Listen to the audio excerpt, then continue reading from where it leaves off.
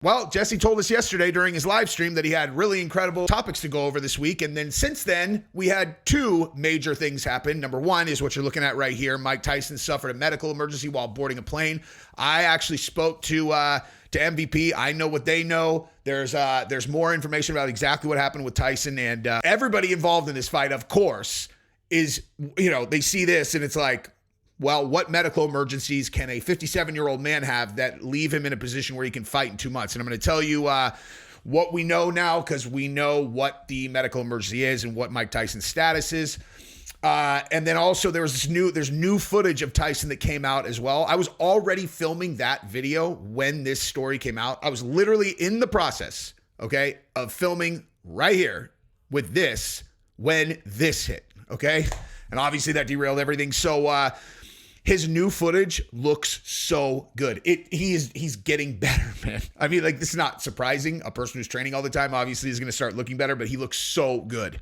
So in the middle of doing a video about how good he looks, this comes through. And like I said, I do have the most up-to-date details on this story, and we're going to go through that on this video. So I'm actually going to lead off with the story about Tyson, because I imagine the footage is so sick. The footage of him training is so sick. I know people are going to get sucked in, and I don't want to do a 20-minute thing when everybody's still waiting to hear what happens on the plane. So I'm going to do the medical emergency. We're going to do that story. And I implore you, if you care about this fight or you're excited to see Mike Tyson, you need to watch this footage, especially in the later part of the footage, because he looks so good now. He looks so good. Terrifying. Utterly terrifying. But let's start with the story about his medical emergency, and then we'll get into all of that right now. Now, if you don't mind subscribing to the channel, that would be amazing. Nothing helps the channel more than people subscribing and then liking the videos. And I got to be honest, I know I ask every time, but it is exactly the same as if you're walking by a homeless person and they're like, oh my God, if I had $1, I could drink some water and I'm so dehydrated. And you have $1 in your hand and you're like, what am I going to do with this? You're all, I don't know, nothing. And they're like, can I have that? And you're all, nope. They're all, I really am going to buy water. You're all, nah, I'd rather crumple it up and put it in my pocket and not really be sure where it's going to go. That's you not subscribing. It'll take 1 second. Just click the button. I appreciate you guys. I was trying to think of a funny metaphor, what's a good funny metaphor for asking for a subscribe? That's it.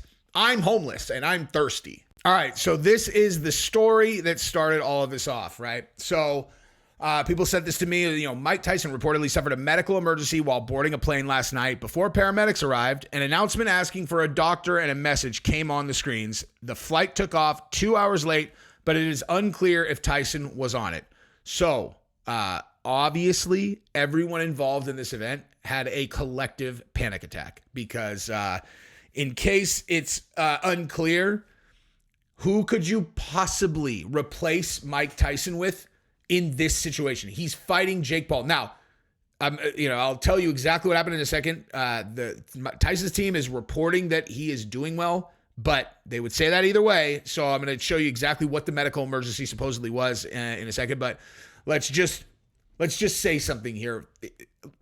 If Mike Tyson was out of this fight, who could you possibly replace Mike Tyson with in the event that he was out, if you are going to sell out AT&T, right? You're going to sell out AT&T and have the very first Netflix deal. There's only one answer.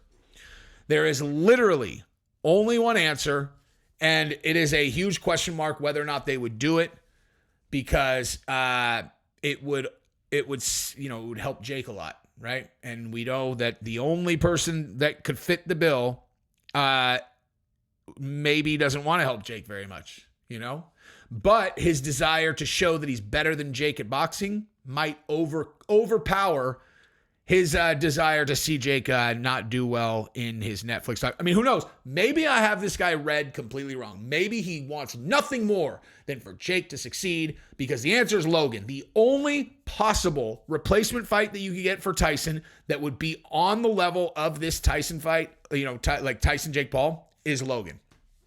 You might maybe be able to sneak in with KSI, but probably not. And he wouldn't do it anyway. He'd be all, I'm not going to do it because Misfits needs to promote it. They're all, dude, you're going to get paid $20 million. No, I don't think so. Logan would have to do it. And Logan would have to go into that fight knowing that Jake not only is, I mean, if he's, actually, I take that back. I don't think he realizes how much better at boxing Jake is, but he would have to go into the fight, which in his mind is the biggest fight of his entire life. Like, he has to show the world he's better than Jake. And he would be going in without a real training camp. I think he would not do it. I do. I'm out. I think he would not do it. I think that if they were to do it, the reality of this situation is I bet you Jake would go behind closed doors and say, I'm not going to knock you out. Like, let's just go in there. Let's give him a good show. We'll pull our punches a little bit. And, you know, we get this event done. We win together, yada, yada, yada. And Jake would not knock him out on purpose is what my guess would be. But then, I mean, we don't have to worry about Logan knocking Jake out because I don't think he could if he wanted to, just power-wise. But, if Tyson was out, Logan's the only person that could replace him, and that just is what it is. Now, but let's look at the new details of what is going on, because here are the more full, like the more specific details, right? So Mike Tyson suffers. Hang on, sorry, this is not sized correctly. I am going to fix that right now for you guys so you can see it on your side. Okay, so Mike Tyson suffers medical emergency on plane from LA to Miami, or Miami to LA. He became nauseous and dizzy. Mike Tyson suffered a medical emergency during a flight from Miami to Los Angeles Sunday. The professional boxer became nauseous and dizzy due to an ulcer flare-up 30 minutes before landing. He's appreciative to the medical staff that were there to help him, and he is now doing great, they say. So we'll see, dude. I mean, like, they could say it's a flare-up from an ulcer. They could say whatever. Okay, but if you're on a flight, like you're on a flight and you need to call in medical staff, they don't do that for like a no big deal thing, dude. You know what I mean? Like, so, and here's what this says. In Touch Weekly was the first to report the apparent medical scare over the weekend, but Tyson's rep clapped back at false reporting that his medical attention caused a delay prior to takeoff. It was instead due to an air conditioning issue on the aircraft. Tyson's health scare comes 2 months before he is set to return to the ring to fight Jake Paul. He calls the matchup no-brainer. He's the up-and-coming new guy, yada, yada. Okay, so, I mean, listen, dude. Bottom line, I mean, I don't know. This is a weird explanation. It's an air conditioning issue or it's an ulcer, right? Like this says right here, it was due to an air conditioning issue on the aircraft. Well, is it that, or was it an ulcer? Because right here it says it's it was due to an ulcer flare-up. So which is it?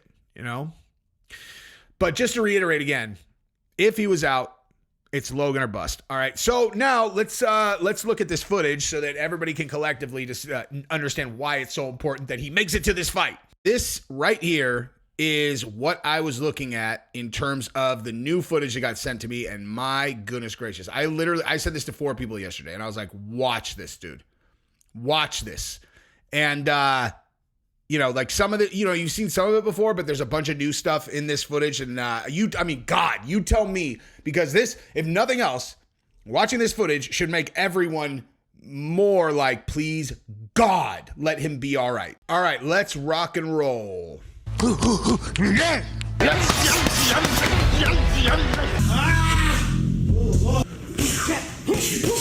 you go.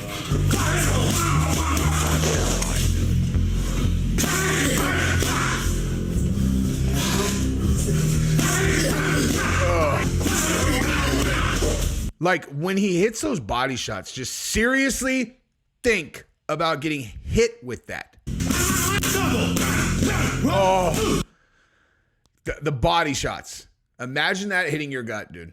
And that's what Roy Jones Jr. said. He said no one's ever hit him harder than Mike Tyson did to the body, because they weren't allowed to go 100% up top, 100% to the body, but not to the head. And he said when he hit his body, no one's ever hit him like that.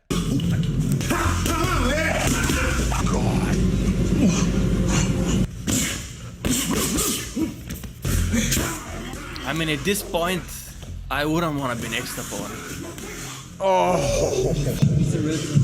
I work my ass off, honey. Give me those. Oh. This stuff, like, those are the main ones. Not the only ones, but those are the ones where I was like, because that, like, when it just shows, like, it shows his hand speed is still there, you know? Like, that's one thing I always hear people saying, you know, the power's the last thing to go. That's like the most widely used term ever. And, you know, listen, like, yeah, that's true, but that doesn't mean that everyone has lost their speed when they are on hormone replacement. He has the hormones of a 22-year-old. It's like, you could just objectively look at a person and go, all right, does this person look like they are slower, or does this person look like they are still in pristine shape? Not to derail the video, but a perfect example would be this story from today of Stipe posting his new training footage. And what is everybody saying? Like, you know, I mean, everybody's being like, oh, he looks old and he looks, you know, big or whatever. Like, he looks out of shape and he looks big and he looks slow. Okay, in my opinion, I think he's not going 100%. I think this is like a warm-up. I'm not really sure why he would post it if he's not going 100%. But you have a trained eye. You can see if someone moves fast or not, right? So watch Stipe real quick and tell me if you're not seeing that. Large and somewhat slow, although he is expected to shed around 10 to 15 pounds during training camp. There was once a day that I would pray for you. I'd go and misbehave just so you'd notice. This is obviously a warm-up, in my opinion. Damn, what a hell of a view. I feel good, you look great. I like you, I can't wait. Yeah. A first time, I mean, listen, first date. and I am not, I'm really actually not saying that that's a good example of someone who doesn't look good, because he's obviously warming up. I think Stipe is one of these guys that, I don't know, you know, like, what's the right way to put this? Like he doesn't think about the promotions game the way that other people do. Like, where I would say people who really understand promotional stuff would only put out clips of them looking amazing, right? Where he's just like, hey guys, I'm training. You know what I mean? Like, he's like, hey guys, you know, just get some film of me training. And then he films his warm up and then puts it out. Like, to me, that's ludicrous, you know, obviously. Because you want to, you know, build the idea that it's the best possible version of you. And so you show a clip that makes you look incredible. Not, he's just like, hey guys, I'm training again. And like, it just doesn't register that like people are stupid and they will see your warm up and think that that's like how slow you are now. But nonetheless, Tyson is putting out great clips, but you can't fake that speed, man.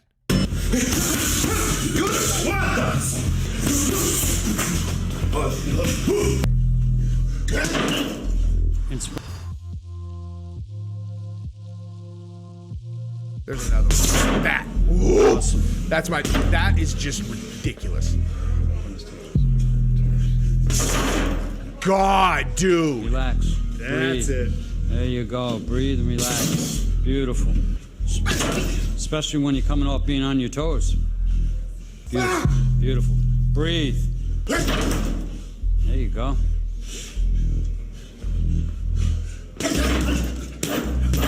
Oh. Nice. God, dude. Beautiful. Good combo. Oh my God. I don't understand. Breathe. I don't understand what people are looking at. I don't understand. I do not understand. What on earth do people see who are like, oh my God, Tyson's gonna get murked? I don't understand. I really genuinely do not understand. What about this looks anyway.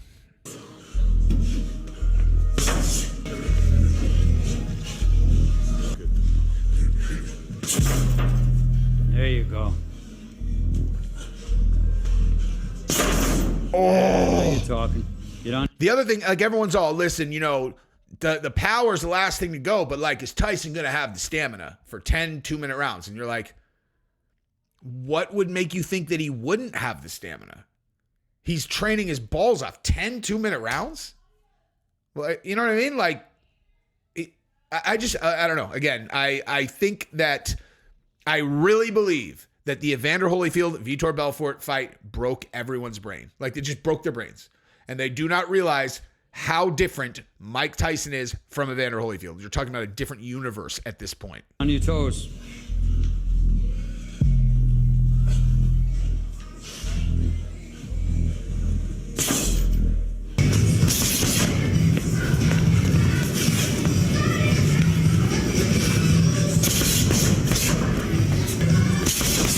Dude, no one has, in my opinion, no one throws power and speed together better than him ever. And still, it seems like the guys that are super fast, you could tell they're concentrating on speed. You know, it's like tap, tap, tap, tap, tap, tap, tap, tap. Where he has always been like speed, and also every one of these shots will put you in the dirt. You see how intense Mike once in Tyson a is? lifetime. Extremely aggressive training. Every punch is literally with substance. Not Yep. like current boxers right now who are just punching like, you know. That's exactly what I just Form. The form creates the speed. There you go. See the... God. Nice. Bring to the side. Oh, Yeah, look at that. my God. Please. Keep fighting. Come on.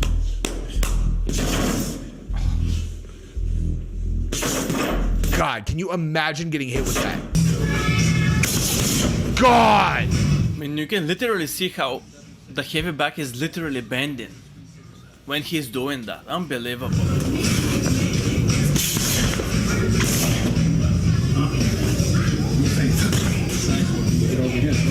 And it's all from the angle. People comment on my videos where I do this, where we look at his new footage, and I'm like, oh my, and they're like, you're not fooling anybody, Jesse. He's an old man. I'm like, dude, there are zero people who have a good trained eye who look at this and think that there's anything different than what I'm saying going on. It doesn't make sense that he still moves like this. I mean, it will make sense because the hormones, but like, you can't fake this. It doesn't matter if there's no one hitting back. Everyone's all, oh, well, the bag doesn't hit back.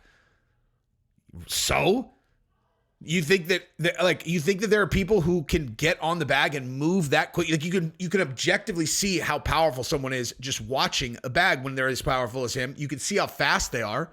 You can't fake it. They're not speeding up the tape. He really moves like that.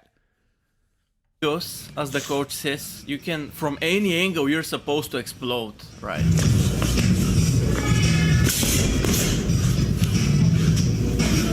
Yeah, that was nice. That's a beautiful upper you just took. Yeah. Dig it up, punch it up.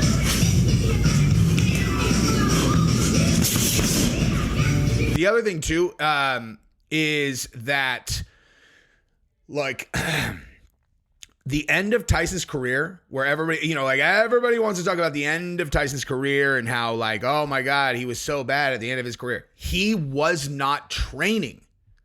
That's what people don't get. He didn't care at the end. He was literally only fighting to pay his bills. He was super depressed. He was addicted to drugs. You are talking about a different person back then than now. Yes, he's older.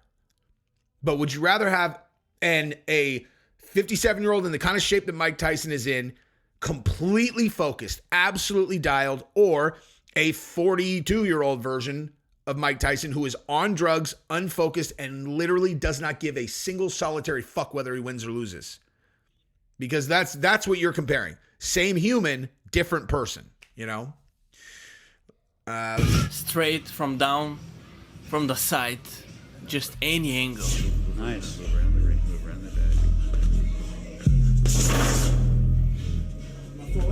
Yeah. That's beautiful right there. Yeah. Nice. Nice. Very good. God, dude. I love...